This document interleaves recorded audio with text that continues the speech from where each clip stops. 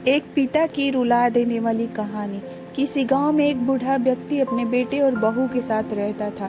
परिवार सुखी संपन्न था, किसी तरह की कोई परेशानी नहीं थी। बूढ़ा बाप, जो किसी समय अच्छा खासा नौजवान था, आज बुढ़ापे से हार गया था। चलते समय लड़खड़ाता था, अब तो लाठी की जरूरत पड़ने लगी थी। चेहरा झुर्रियों से भर चुका था, बस अपना जीवन किसी तरह व्यतीत कर रहा था। घर में एक चीज अच्छी थी कि शाम को खाना खाते समय पूरा परिवार एक साथ टेबल पर बैठकर खाना खाता था। एक दिन ऐसा ही शाम को सारे लोग खाना खाने बैठे थे।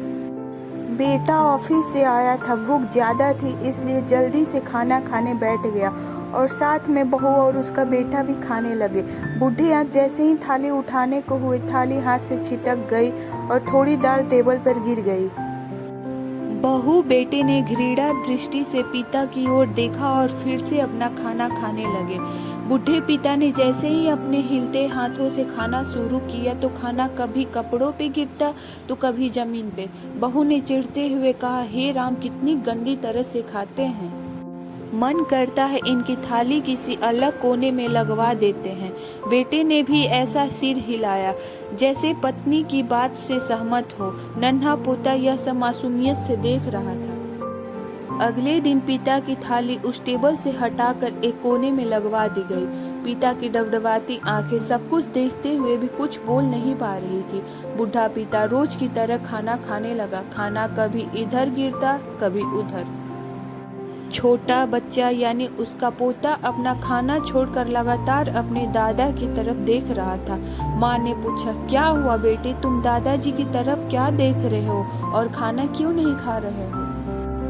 बच्चा बड़ी मासूमियत से बोला, माँ, मैं सीख रहा हूँ कि वृद्धों के साथ कैसा व्यवहार करना चाहिए। जब मैं बड़ा हो जाऊंगा और आप लोग बूढ़े हो जाओगे तो मैं भी आपको इसी तरह कोने में खाना खिलाया करूंगा। बच्चे के मुंह से ऐसा सुनते ही बेटे और बहू दोनों कांप उठे। शायद बच्चे की बात उनके मन में बैठ गई थी, क्योंकि बच्चे ने मासूमियत के साथ एक बहुत बड़ा सबक दोनों लोगों को दे दिया था।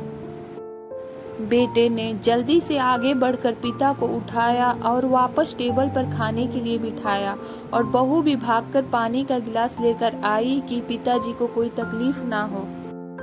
तो मित्रों, माँ बाप इस दुनिया की सबसे बड़ी पूंजी है। आप समाज में कितना भी इज्जत कमा ले या कितना भी धन इकट्ठा कर ले, लेकिन माँ बाप से बड़ा धन इस दुनिया में कोई नहीं है। यही इस कहानी की शिक्षा है, और मैं आशा करती हूँ कि मेरा ये कहानी को लिखना जरूर सार्थक होगा। जाने से पहले कृपया आप लोग मेरे चैनल को सब्सक्राइब जरूर